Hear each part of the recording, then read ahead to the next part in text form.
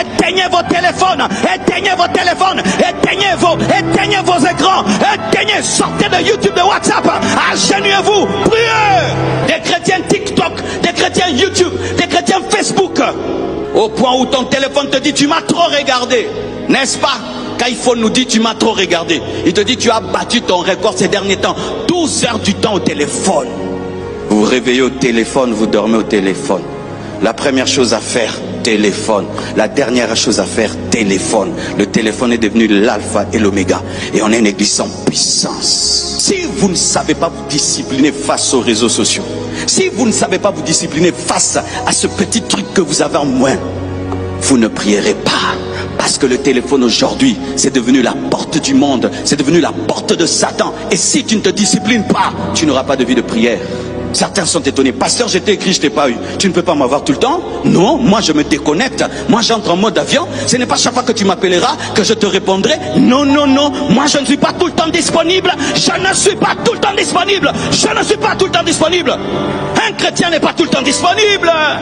Il y a un temps on éteint le téléphone parce que le diable, quand tu entres dans la présence de Dieu et il sent que Dieu va te parler, il va pousser un chrétien charnel à t'appeler. Mais aussi, comment toi tu m'appelles seulement quand j'ai pris? Chaque fois que toi tu m'appelles, je suis en prière.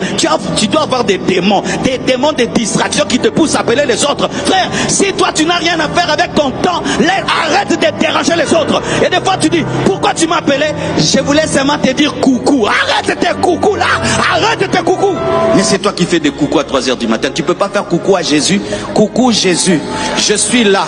Est-ce que tu as quelque chose à me dire? Est-ce que tu as quelque chose à me révéler? Je prie que Dieu te donne une vie de prière. Je prie que Dieu fasse de toi un bélier dans la prière. Je prie que Dieu te donne la vie de prière et que tu restaures ta vie de prière. Tu as trop lu des livres sur la prière. Tu as trop entendu des enseignements sur la prière. Tu as trop prêché sur la prière. Tu as trop enseigné sur la prière. Mais tu ne pries pas. Il y a une chose d'enseigner sur la prière et de prier. Il y a une chose de parler de la prière et de prier. Vous savez, pour que tu pries, c'était comment?